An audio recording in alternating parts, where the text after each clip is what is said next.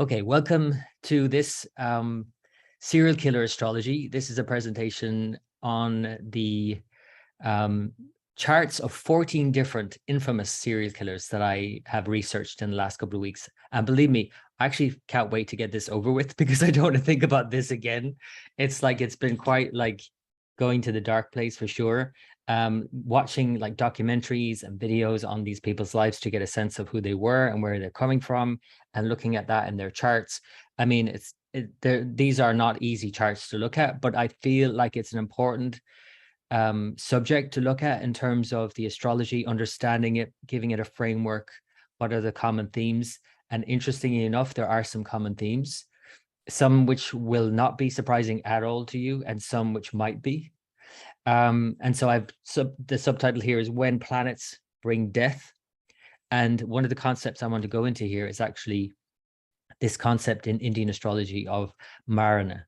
So this concept is found in Jātaka Pārijāta. It's a text that I've used for the new book also in timing techniques, because it's one that really kind of takes Parashara astrology and applies different techniques to it. So this concept of Marana, literally meaning death, that's what the word translates as. Karaka means significator, and Sthana is place. So the death significator place, if you will, or the death place. It's basically the place where when you put a planet in this particular house, the planet feels like it's dying. Now, of course, this presentation is highlighting 14 different individuals who have some of these, or one maybe, some don't, a couple don't, a lot of them do. But it doesn't mean if you have it in your chart that it means that you're a serial killer, obviously. It means that, well, I'm showing you the worst case scenario of this. A lot of people are going to have one of these, at least one of these positions in their chart. And so the concept here is that the planet just doesn't like that area. For example, you see here on the left or on the right, Saturn doesn't like to be in the first because Saturn is about ill health and disease.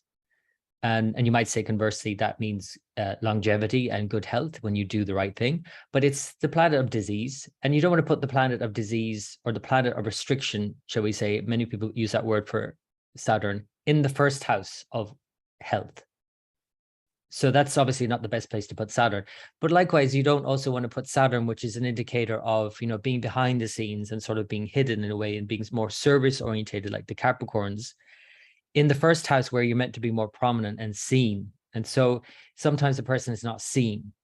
Now, in some cases and instances, that has been in these examples, a couple of these examples at least, that has been used to their advantage. Saturn in the first, for example, where a serial killer can actually go about doing their business not seen. Let me put it that way.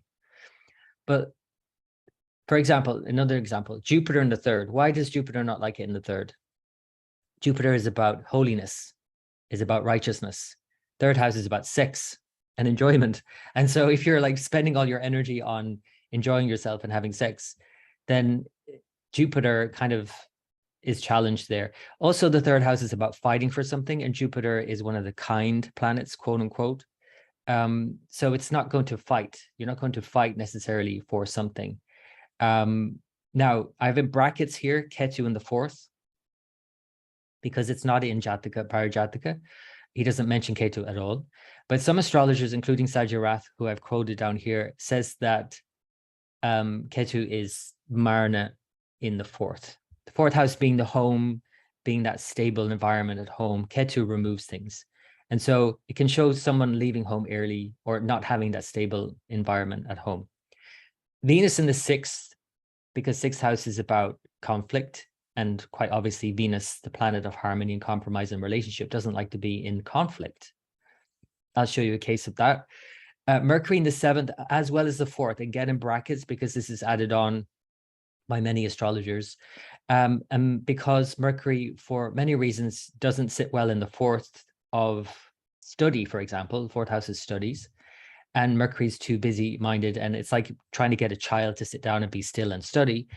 Likewise, in the seventh, which is relationship, Mercury is too fickle and sort of likes to have choice and is too stimulating and might not settle on one partner. Mars more obviously in the 7th. And this is the one I'm going to highlight because it's in, I think, over half of the cases I'm going to show you of these serial killers have Mars in the 7th house. So no surprise. Because Mars in the 7th, well, 7th house is relationship and compromise. Mars is brute force and aggression. And in this case, the more extreme example of that is killing. For whatever reason, many times it's the reason of, not being satisfied with just regular relations. I don't know. In some cases, you'll see with these serial killers, they would kill as almost like an act of, yes, of aggression, but also of like, it's almost like using a knife where they couldn't use their manhood. That's literally the case in one of these serial killers, where he was impotent and stabbing his victims was a way of almost penetrating them in that way. I know that's gruesome. And again, I probably should have given a warning before this. These cases are gruesome. The moon in the 8th is another one because the moon is all about safety and security. And in the 8th house, there's a lack of safety and security, or a feeling of a lack of safety and security, at least. The 8th house is all about change and vulnerability. So that's an obvious one where the moon will not thrive. Let me put it that way. Rahu, the North Node, the more demonic part of us, you might say the shadow aspect of us, is not well placed in the 9th house of Dharma, because Rahu is seen as adharma, against Dharma, against the natural order. So you don't want to put like the adharmic planet in a place that is all about righteousness. And so it can obviously question righteousness and go some other route. That isn't actually just one of the cases I'm going to show you now, interesting enough, not many. Mars in the 7th is the key one, quite obviously. Sun in the 12th then, because just like Saturn in the 1st doesn't do well, Saturn impacting the longevity even, or at least impacting the sense of the personality and the confidence in the 1st, the Sun, which rules confidence, which represents confidence and self-esteem in the 12th house of loss, is the worst place to put the Sun, because the person feels hidden, they don't feel seen, there might be a lack of confidence and self-esteem. All of these, or any of those, one or two or more of those, could really create problems. If you have, the more of these you have, the more obviously problems that they could cause. So here's some mitigating factors though. So just I mentioned here, houses in which planets do not function according to their needs. And that's the key thing, because Mars can be good in the 6th house, where Venus is not good. Just like Venus in the 7th house can be good for relationships in some ways. But Mars in the 7th, obviously, it's not a good use of Mars. Mars in the 6th is a good use of Mars, not in the 7th.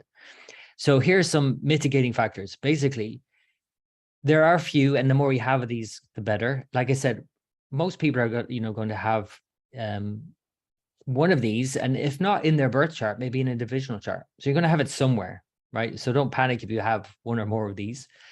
So a mitigating factor is that Jupiter will aspect. And ideally that Jupiter is not involved in one itself, that the house significator is strong. So in other words, Mars in the 7th. Okay, that's not a great place to put Mars, but what if the 7th house significator, which is Venus, is strong? That's helpful, right? So it might mitigate the Mars quality if you have Venus very strong and impacting Mars. Another one is that birth during the day for the Sun, Venus, or Jupiter. So they're stronger during the day. And for a night birth, Moon, Mars, Saturn, and Rahu, Ketu are stronger. So if you're born during the day, then Sun, Venus, and Jupiter are stronger. If you're born at night, then the Moon, Mars, Saturn, and the nodes are stronger. Now, depending on what's stronger, if you have Mars in the 7th and you're born at night, that just makes Mars stronger. That's not necessarily a good thing, right? So Mercury is said to be strong for both day and night, and some astrologers translate that as twilight. I'll hold off on that. And then I just put a quote in here because Sanjay Rath actually released a video very recently on this concept of Marana, Karaka, Sthana. You can watch it on YouTube if you search Sanjay Rath and key in Marana. And then I just quote him here: when one is drowning, it clutches to the other for help, and then the other shall drown. So basically, and you'll see this quite clearly in the charts I'm going to show you now, if you have Saturn in the 1st, any association with any other planet, or any planet, like for example, in Saturn signs, or any planet with Saturn, is going to be impacted by Saturn in the 1st. So it's not an isolated thing. And that's why if you have any of these things and other planets are involved, it kind of drags them down. So, and again, I'll show you quite obviously some cases here. So another thing that I saw, which is really interesting, not in all the cases, a few of them, but I saw definitely a correlation with Saturn and Jupiter. And I'll explain why I believe this is the case. So there was a few of them that have a Saturn-Jupiter conjunction, the most infamous of them, actually. There was a few of them also that had Saturn-Jupiter square and some with Saturn-Jupiter trine, and actually only a couple that didn't have any of those. So obviously Saturn-Jupiter playing a part here. And why is that? Well, I call Saturn-Jupiter like the boom-bust conjunction or configuration.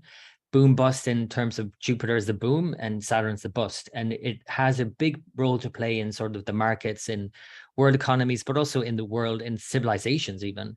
Always this boom-bust. And so in the context of a serial killer, let's think about actually what are they experiencing in their life, apart from what they have done. They're experiencing extreme highs and extreme lows. Like, it's exhilarating for them to kill people. And then there's the low after. And also, quite obviously, there's the freedom, the absolute freedom of doing whatever the hell they want and killing as many people as they want, and then being imprisoned. So you got this extreme always going on with Saturn, Jupiter. And the other key thing is that Jupiter is going to be involved a lot of the time, because Jupiter represents the jiva, it's the life force. Jupiter is a recognition, acknowledgement, the sanctity of life itself. If Jupiter in any way is afflicted, then a person might not have that kind of reverence for the life itself, for somebody's life. So I'll show you how that can play out in some charts. And this question mark around mental illness, of course, because this is always the case when someone is charged then with serial killers or killings. Then there's the question, are they mentally ill, or do they know what they're doing and all of this? Are they, they're psychopathic, whatever about the question of that, it's quite clear that the moon and Mercury is often afflicted, either debilitated moon or Mercury, or aspect or conjoined a cruel planet, quote unquote. The cruel planets being Saturn, Mars, the lunar nodes, Rahu, Ketu. And the last thing to say before we jump into these 14 different charts of 14 different serial killers is this whole debate, which I feel is a bit sort of defunct, of nature versus nurture. Like, this is always going to come up when you think about serial killers. Were they born that way? Like, were any of us born whatever? Were they born that way, or was that nurtured in them? And I just think this is a kind of mute argument, to be honest with you, because it's the mind's basically tendency to create this dual argument, this duality in our mind, this argument about nature or nurture, when in fact it's all one and the same. And astrology clearly points to it's one and the same. So your chart is a reflection of who you are, and who you are will be reflected in the world around you, and in the events around you, and how you live your life will be reflected back to you in your circumstances. So there's no argument here about nature and nurture, in my opinion. It's all is what it is. The first one, this is, I guess, where it started for me in doing this research, because recently there was a series released on Netflix about Jeffrey Dahmer, probably the most infamous serial killer of all time. And so I had to obviously investigate and research this. And what I found really interesting, actually, is that as I was investigating all of these charts, bar one of all of these charts, all of them have an AA rated time of birth. They all have accurate times of birth out there, which is, I find fascinating. I mean, it's not usually the case you'll find so many accurate times of birth for this kind of cohort. So it's like, what's going on there? It's like that infamy thing again. It's like there's a lot of fame involved in this as well with serial killers. But anyway, I was watching that series on Netflix, and I really thought of when it came to the last episode, which was just absolutely mind-blowing that I didn't know this. When Jeffrey Dahmer was in prison and being baptized in prison, as if he was having this born again experience. The next one I'm going to show you, and that is John Wayne Gacy, was being executed for his killings on the same day.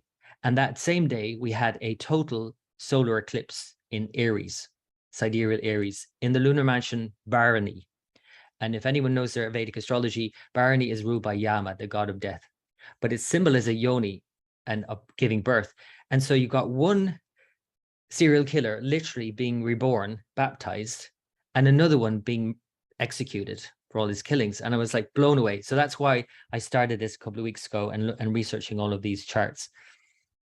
So let's look at Jeffrey Dahmer. Quite obviously, Mars in the 7th house and a Jupiter-Saturn conjunction. So we look at his chart here. We've got, apologies for those who prefer Northern Indian, but I cannot fit it all in here. So I've got on the left-hand side, the birth chart, and on the right-hand side, the 9th division to give you, we really do have to look at the 9th division here because we want to see, well, how is it playing out in terms of their sexuality? Because we cannot, I guess, divorce sexuality in all of these cases. It plays a big part. And let's look at the one on the left first. Rising sign Virgo. Again, this is an A-rated time, so it's accurate time. And again, remember, this is sidereal and I'm using whole sign. Virgo is rising, and in the 7th whole sign is Mars. So that is this Marana position, the worst place to put Mars. And remember, by implication, then all of the other planets are associating with Mars, and there are a lot of them, are going to be dragged down by this. And the first obvious one is the moon, because it's with Mars in the 7th. So the moon is going to get affected by this, but also Saturn and Jupiter here in Jupiter's other sign, because this is Pisces where Mars is, and Sagittarius is here where Jupiter and Saturn are, and this conjunction between Jupiter and Saturn, number one. But again, it's implicated in this Mars in the 7th.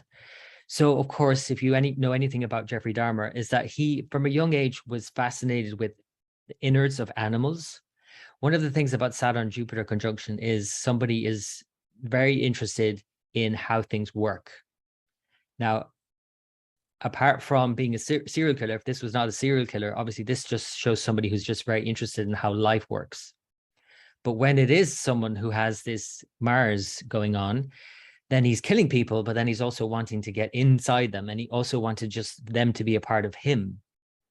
Let I remind you that he was a necrophile and he cannibalized his victims sometimes, i.e. he ate some of their parts and he had sex with them when they were dead.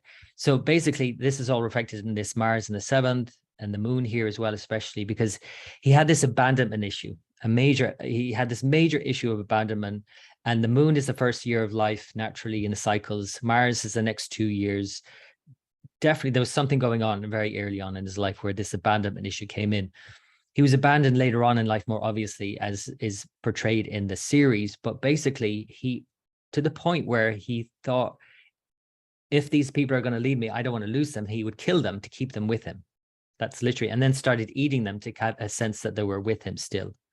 So this is definitely reflected in this moon and Mars together here in the 7th, and the Saturn Jupiter, and how he just had this fascination with people's, how people ticked.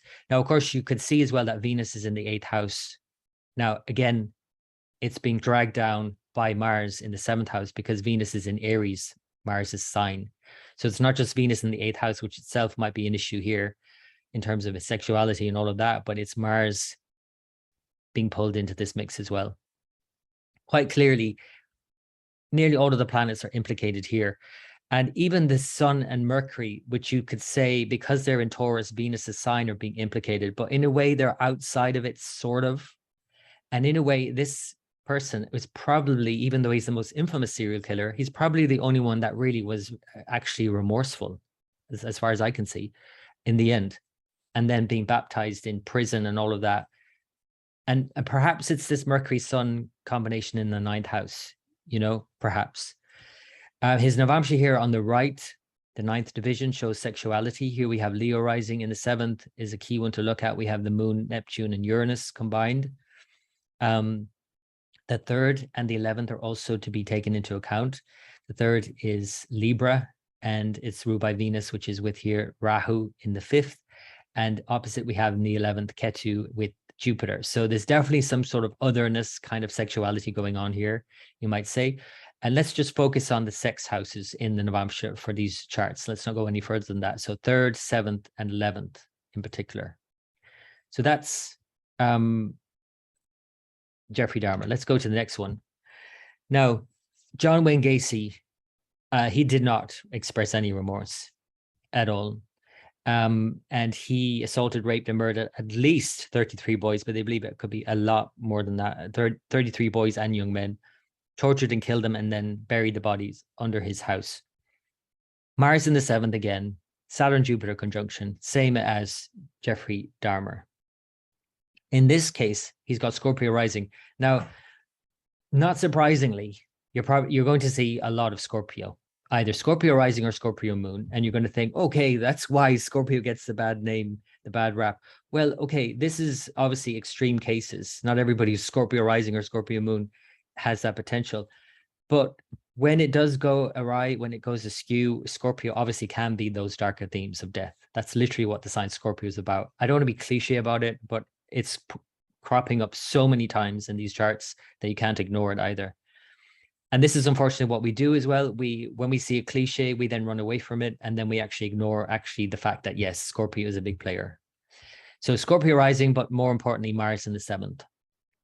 And again, it's dragging in the Jupiter now and the Saturn conjoined, as well as Uranus, all in the 7th here. And Venus is going to be implicated because Venus rules the 7th house here, Taurus, and Venus is in the 3rd house. Remember, the 3rd, 7th, and 11th are the key sex houses. So, but again, it's not just sex, remember. And in this case, I actually don't know if he was having sex with the victims. He was just killing them, I believe. And again, that's Mars in the 7th. It's kind of replaces Venus, which Venus and sex and Taurus would be suitable, right? But it replaces that with Mars, which is just killing them. So that's that. I mean, it's basically implicating so many planets here, because now when you put Mars with Jupiter and Saturn, it's going to pull in all of these signs as well: Sagittarius, Capricorn, Aquarius, Pisces, and all the planets placed therein, including the sun and moon, because Jupiter rules the sun and moon in Pisces. Saturn rules the Mercury and the south node Ketu. And the fact that it's Mercury-Ketu combination as well, like this is quite an impulsive, maybe killing as well. Not thinking, Moon and Mercury are implicated here for sure. Anyway, you can go on and on about this chart, but anyway, you can see some correlations. Now, on the right-hand side, then you're going to see the Navamsha, the 9th division for the sexuality. You've got Rahu rising, Ketu in the 7th. What can you say about that? I mean, it's quite obvious here. I mean, Ketu in the 7th, again, just because it's in the 7th in your chart, perhaps, doesn't mean you're going to do anything like that. It could express itself in such a different way. But when it is somebody who has that tendency, that inclination, and you add that in, then it's just going to be more explosive in a way, and more impulsive and reckless, and complete disregard for human life, really. Ketu here in the 7th. 3rd is Scorpio again, Mars now in the 7th in this one, in Aries. The 11th has got Venus, Jupiter, and Sun, with the moon, the 11th lord, in the 12th. All of this, of course, means, his sexuality was very much driven by Mars and Ketu here, by these, but also the 11th lord in the 12th house. It's all very hidden. Nobody knew, actually. I don't even think his family knew that he was gay, let alone, obviously doing what he was doing. Anyway, so that's John Wayne Gacy. The next, probably the most, again, these are the 3 probably most infamous serial killers. Next one is Ted Bundy. He doesn't have Mars in the 7th, and he didn't seem and doesn't seem in any way, when you see the footage of him, as that kind of really aggressive person. But what you're going to see is a couple of other Marana positions, death positions, and that's Jupiter in the 3rd and Mercury in the 4th. Now, Jupiter in the 3rd, remember what I said about Jupiter, it's about this recognition and preservation, actually, of life, and that righteousness. And Jupiter's in the 3rd here, so it is already in a death place. It's a place of, it's not functioning well. And it's implicating Venus, which is the ruler of this 3rd house. 3rd house is very much to do with libido, sexuality. The 7th lord, Saturn, is in the 12th house with Pluto. Saturn, Pluto. Need I say any more about that? But what do you see here? You can see moon debilitated and eclipsed. He was born on an eclipse in Scorpio. So go figure. Mercury is also here, and it's retrograde in Scorpio with Mars, and it was a south node eclipse, Ketu. So this is definitely a troubled mind for sure. And the 7th lord in the 12th house with Pluto and all of that, the 3rd lord, Venus retrograde, by the way, very unusual sexuality in this case with Jupiter is definitely going to show this kind of unusual sexuality. If I didn't know this chart, I didn't know the person, I would definitely say that about the person. Wouldn't know that would go to that extreme. But there you go. Another thing you could say is that the planets are all on one side of the nodes. So this here, when the planets are lined up as all the planets there would, they've just gone past Ketu in a way, but they're still in the same sign as Ketu. So it's a kind of sort of a Kal Amrita yoga, they call it in Indian astrology. So all of the planets on one side of the nodes, and Ketu would subsequently transit throughout all of these planets, affecting all of them. So yeah, he's definitely was able to disappear under the radar, you might say, as well, and he used that to his advantage. On the right, again, his Navamsha, the 9th division, Aries rising, 3rd sign, we have Rahu, Venus together, in this case with Neptune in Gemini. And the 7th sign, we have Libra, ruled by Venus, which is in Gemini in the 3rd sign. And so it implicates, well, put it this way, anytime you have the nodes and Mercury or Saturn, Mercury and Saturn especially involved in any way with the 3rd, 7th, and 11th, it's just a different kind of sexuality in general. And Saturn, in this case, now, again, you wouldn't say that of everyone who has Aries rising in the Navamsha, but Mercury rules the 3rd house and Saturn rules the 11th house in that case. So Saturn here is in Scorpio and Venus here in Gemini. So there might be another link there. And Jupiter has an aspect, so there is that. But you can definitely see something unusual going on here in terms of his sexuality. But it's in his Rashi, his natal chart, where all of these really afflicted planets are. The moon is debilitated and eclipsed, all of that. That's clear. But then Mercury's in the 4th house. And if you didn't understand this concept of Marana, Karaka, Sthana, then you wouldn't apply that. And it is absolutely applied here with Mercury and with the Jupiter.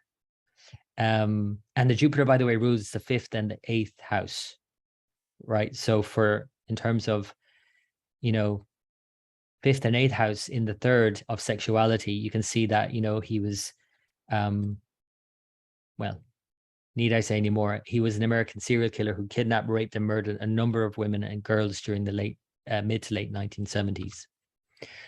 The next one is maybe not as famous, but still all of these people are infamous, really, is Richard Ramirez.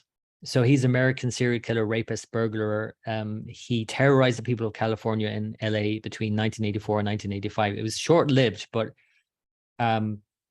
he was then captured by the police.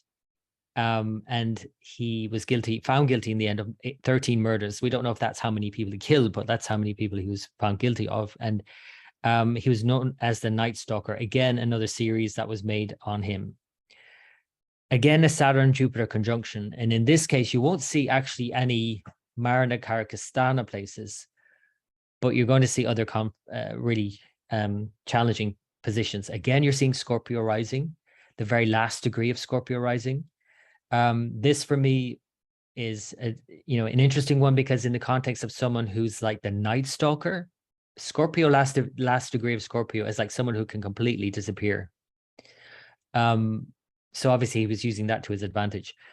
The Saturn-Jupiter conjunction, again, might be another theme here, but look at the moon and Mercury and Ketu together, all very closely conjunct together. Mercury is debilitated in Pisces. Ketu and Mercury are exactly the same degree, 10 minutes of arc apart, very close. This is somebody who's not thinking rationally.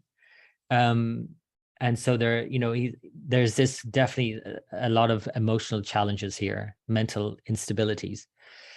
But there are other things, and that is Mars is exalted in the 3rd house with Venus, the 7th lord. So there was an aggressiveness, of course. And again, you could have this in your own chart and think, well, I'm not aggressive, I'm just passionate. But if you mix this kind of passion with mental instability and everything else, well, you're going to have a problem. In the Navamsha, the 9th division, Pisces rising, the 3rd house, therefore, is Taurus with Venus and Jupiter. And again, you could extend this Marana concept to the Navamsha or any division as well, and look at it in the context of that area of life. And again, Navamsha is about sexuality and relationships. And so the 3rd house, Jupiter, is going to be an impact. and it's again implicating Venus.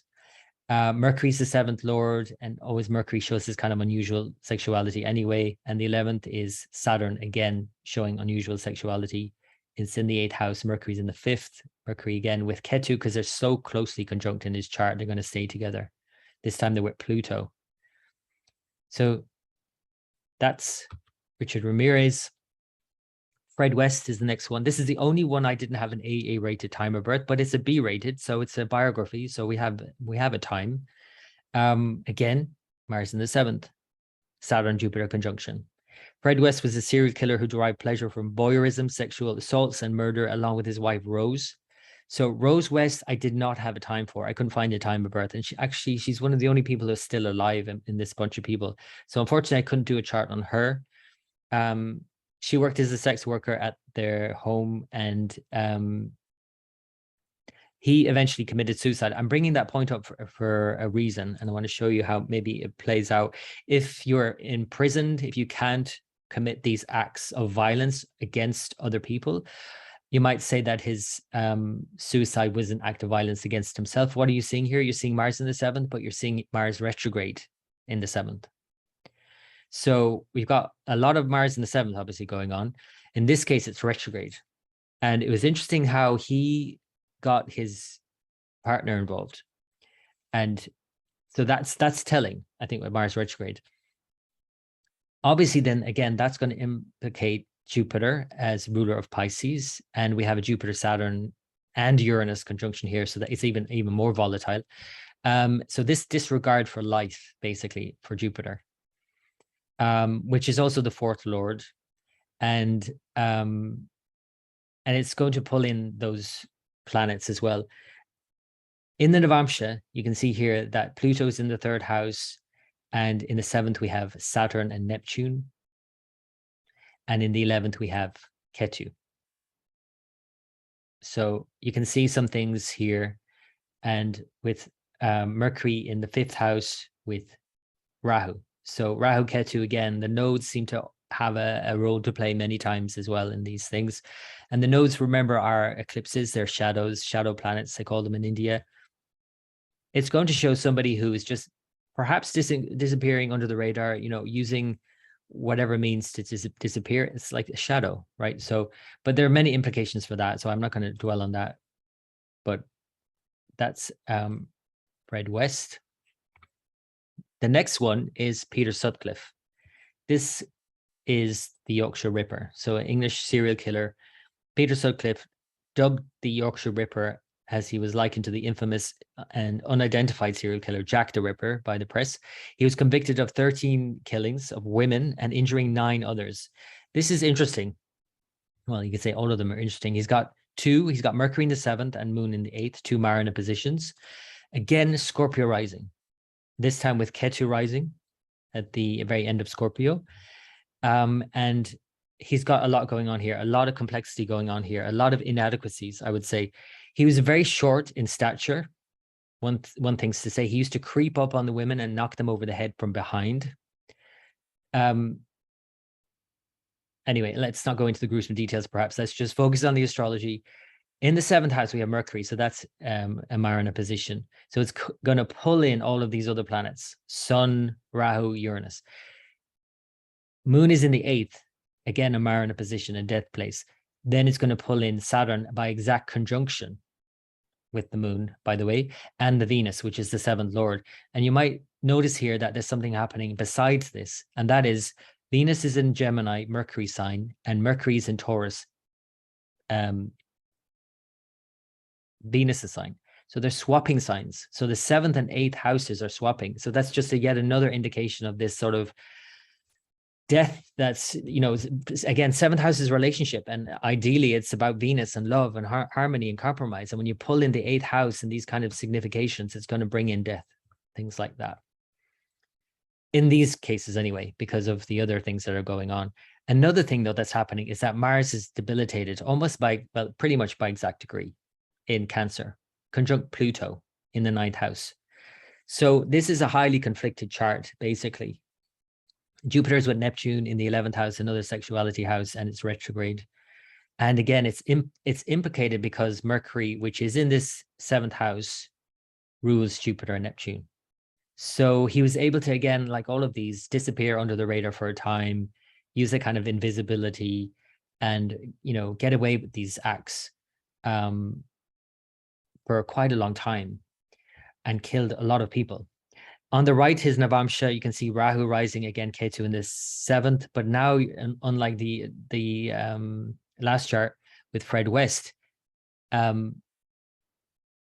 or I think it was the one before that, where we have in the Navamsha Ketu in the 7th, this time we have Mars with Ketu in the 7th and Venus. So it's like another Marana Karaka Sthana position, this time in the Navamsha, bringing in towards his sexuality even more so. So it's kind of confirming this kind of sexuality, this aggression, this killing of all of these women. The 3rd lord is Mars, Scorpio, right? And the 11th is Cancer, where Mercury is there. So that's kind of a clear-cut case of highly conflicted chart for sure. Let me just go back. I want to just remember which one was Ketu in the 7th.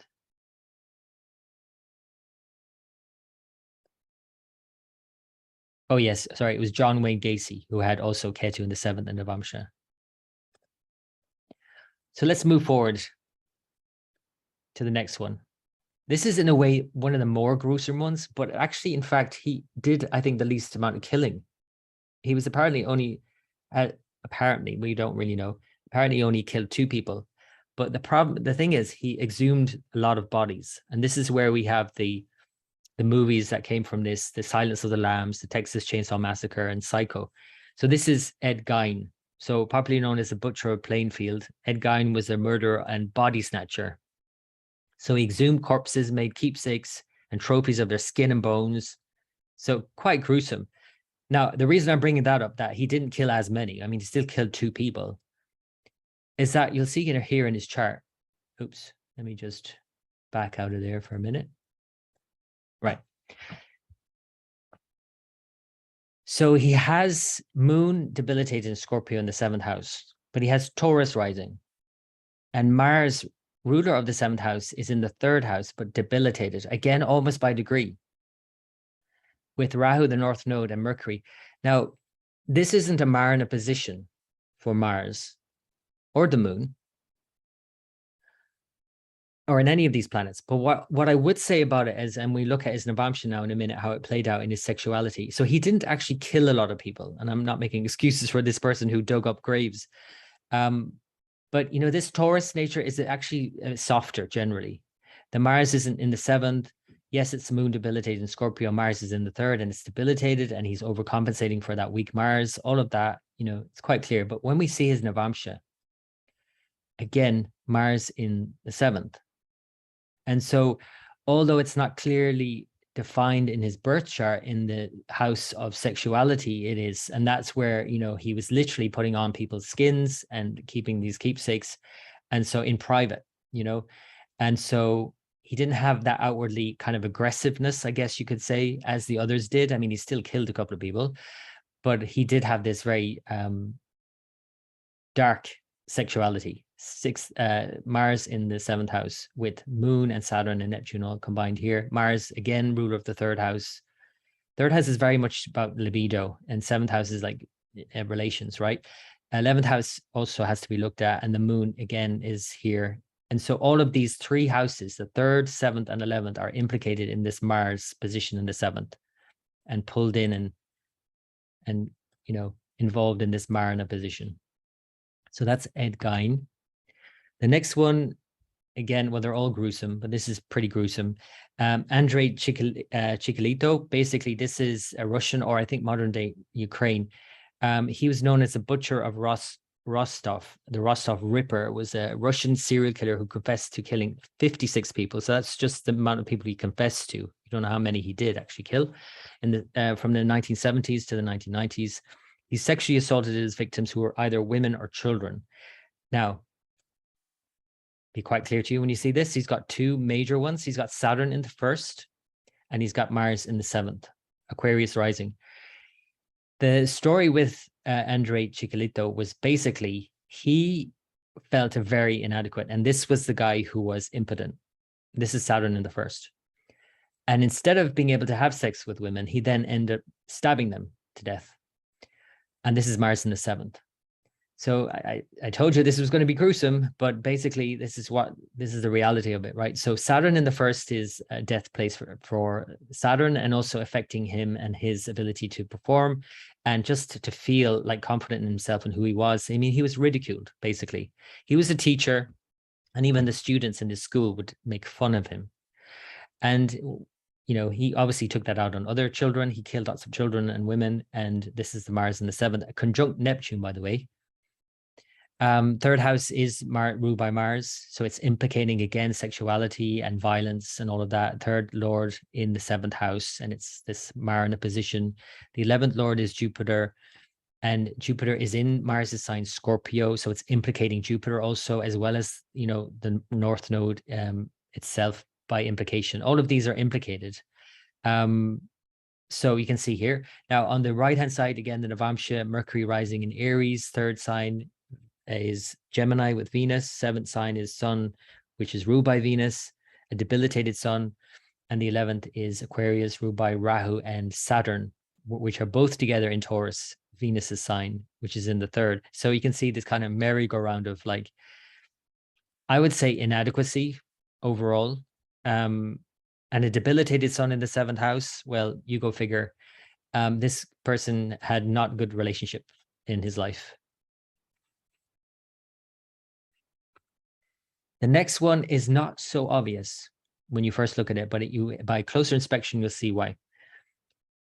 So this is, David Berkowitz. So he was called the son of Sam. So he was believed to have killed 6 people and wounded 7. And this was popularized in the name Son of Sam. And I think a movie was made about him.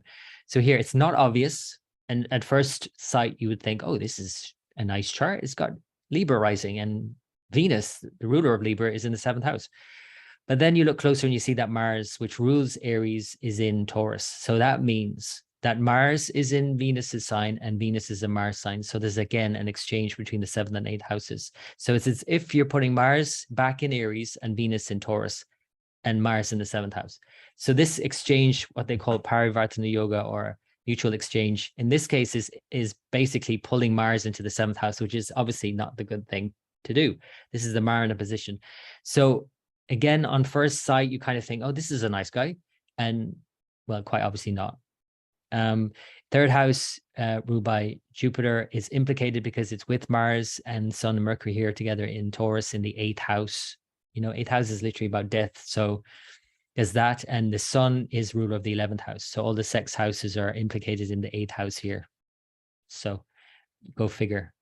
On the right-hand side, you have then the Navamsha, and third house is Aquarius, Saturn, Rahu. Themes are going on there.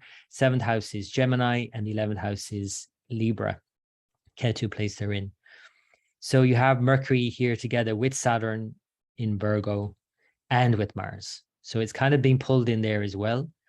Mars in the 7th, you know, you could say something about that as well, but as we have in the previous Andrei Chikatilo. So basically this one is, I would say, a complex relationship dynamic anyway, even if he were not a serial killer and he had like a regular relationship. You know, the difference between, I want to just say, the difference between Mars in the 7th and Sun in the 7th is like a world apart in another way. If this was not a serial killer, Mars in the 7th is just trouble.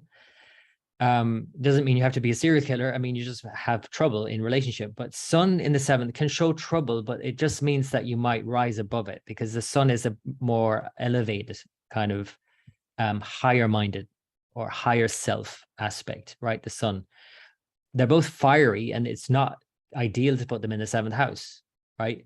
But the result is very different between Mars and the Sun. So the next one, again, gruesome. He's not as famous, but he killed so many people and had other people kill people as well for him.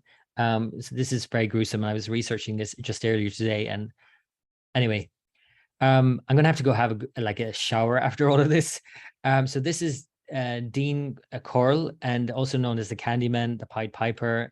Because he worked in a sweet shop or something, and so he like I said, got other youths to get other youths. He would kill lots of young boys, and so these other two, David Brooks and Elmer Henley, were also responsible for these Houston mass murders. So they kidnapped, assaulted, and strangulated, well, at least, and shot at least 28 young men and boys, at least. There's a couple of things here. There's lots of things going on in this chart, lots of complexities, and it's not obvious straight away. But he's got Venus in the 6th, which is Marana, remember, and Mercury in the 4th. So his birth chart on the left, you've got Leo rising. 7th house is Aquarius, ruled by Saturn, Rahu. Saturn is debilitated in Aries, and Mars is in the 8th house. Already there's a problem. But Saturn, is conjunct Ketu. And Ketu rules Scorpio in Indian astrology. Mercury, therefore, is being ruled by Ketu, and Mercury's in the 4th house. A lot of complexity going on in this chart. So it's pulling in all of these things, really, because so outwardly you kind of think, okay, there's no Mars in the 7th house. That's okay, right? But then you look a bit closer and that actually no. Now then you got Venus in the 6th house, which is one of those positions. And it's like putting Venus, like the marriage significator of compromise a relationship, in a house of conflict in the 6th house. It's not the best place to pull it. But then it's also ruled by Saturn, which is debilitated, with Ketu, the south node. And again, swings back to Mercury in the 4th house, which is Marana in the 4th house. So there's just layer upon layer of complexity. And it's quite evident if you read about his life story, or how he killed who he killed, and how he got other people to kill other people as well, which is another part of this chart. So anyway, on the right-hand side, you got the Navamsha, Taurus rising, and 3rd house, again, a debilitated Mars with the moon in Cancer. This is quite a common theme, and Mars debilitated or very prominent in 7th house obviously shows problems, but debilitated doesn't obviously show problems, because you think, oh, Mars aggression is weak. No, actually what ends up happening many times is that person overcompensates and becomes even more aggressive and like a tyrant. So this is quite obviously the case here. And this is the house of this is the chart of sexuality, remember. So the 3rd house, Mars here in the 3rd, is going to be how he expresses his sexuality through acts of aggression. He killed many people, young boys mostly. 7th house is ruled by Mars, Scorpio. The 11th house has got an exalted Venus ruled by Jupiter, which is opposite, but with Pluto. And really, it didn't help out enough in this case. Remember that one of the mitigating factors is Jupiter, but Jupiter itself is, being pulled into this dynamic in a way. It's not an obvious one, I would say, with Jupiter, but its implication here with Pluto, I would say, more than anything, is not helping. Also, Jupiter's ruler in this case, Mercury, is in the 8th house. And also remember that Jupiter is with Mars in the birth chart, the main birth chart.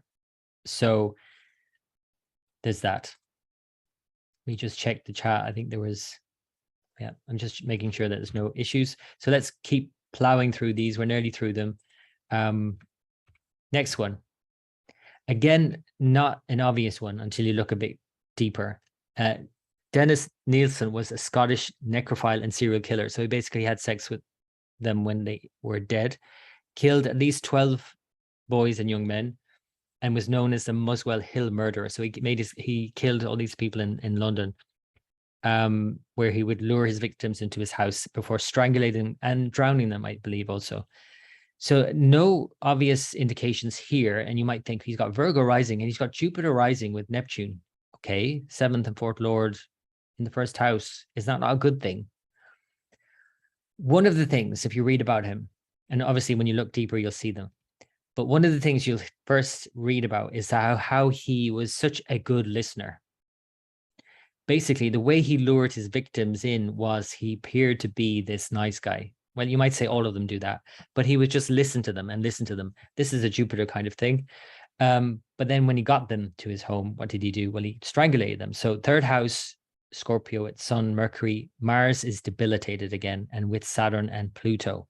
So you got a triple whammy here: Mars, Saturn, Pluto in Cancer in the 11th house. So sexuality certainly is again violent, and he literally strangulated them. On the right again, Navamsha, Jupiter rising again. You might think, oh, that's great. But again, we're going to look at the sex houses, which are 3rd, 7th, and 11th. So Libra, ruled by Venus, Saturn, Rahu. Saturn in this case is in the 12th house, and the 11th Lord is Mercury, and it's in the 8th house. So it's bringing these kind of hidden dynamics in again into his sexuality. Nobody knew what he was doing. He was very hidden, like all of them are. So that's Dennis Nilsen. Next one then is, we're nearly there, Edmund Kemper is a serial killer because he's actually still alive, I believe, in prison. Rapist and necrophile, another necrophile. He was charged with murdering 10 people, including his paternal grandparents and mother. Most of his victims were female college students and hitchhikers whom he lured into his vehicle. He's got 2. He's got Saturn in the 1st and Rahu in the 9th. So this is the first time we're seeing this Rahu in the 9th, and it's the 9th house Aries, ruled by Mars. Saturn in the 1st is an obvious indicator of inadequacy. Rahu in the 9th is a whole other ballgame in a way, and because it's implicating Mars now, then it's going to bring that violence in. Rahu, again, remember, is about adharma, against righteousness, against the 9th house, which is very much about Jupiter and life and having respect for life, and Rahu doesn't have respect for life. So, certainly when it's implicated with Jupiter, and it's aspecting Jupiter. Jupiter is aspecting back, but Rahu is in this Marana death-like position and aspecting the house of, the 5th house and Jupiter placed therein. So it's definitely showing up with Mars here as well, and Mercury, Sun, this kind of indication he's here. The 11th house is ruled by Mercury, which is also implicated by being with Mars and Jupiter and Sun. On the right, we have Navamsha again. And so we have Saturn again rising, this time with Neptune. 7th house, Pluto. 3rd house here, we have Mercury, which is in the 12th house. 3rd house, Lord in the 12th house. In terms of sexuality, that's very hidden. And the 11th Lord, Venus, here in the 2nd house with Jupiter, with its Lord in the 11th house. So you can see Venus and Sun are swapping signs, Taurus and Leo. So you can see there's this big Saturn theme of inadequacy going on here. Now we're nearly there. 2 more, and actually these are the last 2. So this is, in this case, the first female I'm going to show you, also the first woman. I did have another one, but I couldn't find a good time. So she actually has a really good time, Myra Hindley. So this is Ian Brady and Myra Hindley. He and his girlfriend were sentenced to life in prison for the sadistic murders of young girls. They took pictures of them and recorded sounds of their victims during their torture. So this is Ian Brady. Again, not an obvious one on the outset, but then when you look a bit deeper, you can see some indications here. Aries rising with Uranus and Aries. 7th house, therefore, is Libra, and Venus here is in the 9th house. 3rd Lord Mercury also in the 9th house. So we're concentrating on this 9th house, and we're not seeing an issue, are we? But we are, because these 2 planets are in a war. Venus and Mercury are at the same degree and very close by minute. They're almost exact. Mercury is also retrograde. So there's a war going on between these 2 planets. And again, it's the 3rd and 7th house rulers. And in the 9th house of Dharma, of righteousness. And what is the 9th house of Dharma generally? I mean, it's Jupiter anyway, but in this case, it's specifically ruled by Jupiter because it's Sagittarius, and Jupiter is debilitated in Capricorn. And its ruler of Capricorn, Saturn, is in the 12th house in Pisces. So Saturn and Jupiter are exchanging signs, again, a mutual exchange, this time between the 10th and the 12th. So obviously, a lot of hidden stuff going on here, a disrespect for life to that extreme. Now, again, doesn't mean if you have Jupiter in Capricorn that you disrespect life. Obviously, it's only in these extreme cases. But you can see here, it's just a bit more a complex web that he had woven here, but it's not outwardly so. I don't think he would have been outwardly that, way. And yet this is what he was doing, right? So But again, he had another person. When I show you Myra Hindley's chart, it's more obvious in her chart actually. And so they were doing it together. On the right, you can see here again, Ketu in the 7th house. We've seen that a couple of times already. Jupiter is with it this time in Aries. Rahu rising. In the 3rd house, we have Neptune ruled by Jupiter. Again, with Ketu in this case, in the 7th house. The 11th house, Saturn, Pluto. So that's another way we could read that. But then finally, you can see here Myra Hindley's chart. And she was also accused of raping and killing 5 children between the ages of 10 and 17, along with her partner, Ian Brady. And these killings were dubbed the Moors murders. Now, hers is a bit more, okay, there's a problem here because you've got Saturn in the 1st house. This is a Marana position. And you've got a debilitated moon in the 7th house. And the ruler of the moon, the 7th house, is Mars with Rahu in Leo. And so then Leo's ruler, the sun, is with Pluto in the 3rd house. And it is the moon. The 3rd lord is the moon in the 7th house, debilitated. So there's definitely some unusual sexuality going on here at the very least. And you might say again, with the Mars implicating here, like violence, obviously. 11th lord is Jupiter, and it's in the 2nd house with Venus and Mercury. There's no quite obvious indication there. But there's also no quite obvious mitigation because Jupiter isn't aspecting the 7th house. It's not aspecting Mars. So you could say that it's not helping out in that way. The chart on the right, again, Navamsha, Moon, Rahu, rising, Ketu, again, we're seeing that similar theme of Ketu in the 7th house, this time Saturn in the 11th house with Mercury. And again, remember this 3rd, 7th, and 11th are the sex houses. So Mercury and Saturn in a strong way are impacting this. So it's definitely not your straightforward kind of sexuality going on here. Mercury ruling the 3rd, Saturn ruling the 7th, both of them in the 11th in Venus's sign. And Venus in this, you might notice as well, is in the 6th. So it's another Marana position implicating this Mercury and Saturn. So in a way, her chart is a lot more conflicted than his chart. So that is Myra Hindley. And that is all I have. There are the 14 case studies. And I just want to highlight, and this is probably a really gruesome note to leave it on, but I mean, it is Halloween, that we have had a Saturn-Jupiter conjunction in 2020. And at that time, and we still have a Saturn-Pluto conjunction in the sidereal zodiac. They won't break up until January 2023. So what about future serial killers? Well, it would obviously mean that anyone born during a Saturn-Jupiter-Pluto conjunction, you know, you might say there might be a higher rate of possibility or a higher potential there. But of course, it would have to have all of these and a very complex web of these going on for that to be the case. You know, you have to have some of these at least going on along with this kind of indication. But it does mean that during a time when Saturn and Jupiter come together, that people born at this time who then also have Mars in the 7th or Venus in the 6th or both and some other things or Saturn in the 1st and all of that going on, it's just a higher potential. You know, we're living through really dark times, if you haven't noticed. And so people born in dark times grow up in dark times and have that within themselves. So again, going back to that nature-nurture debate, there is no debate. This is the universe expressing itself exactly as the universe expresses itself. There's no second-guessing itself. The universe is the universe, right?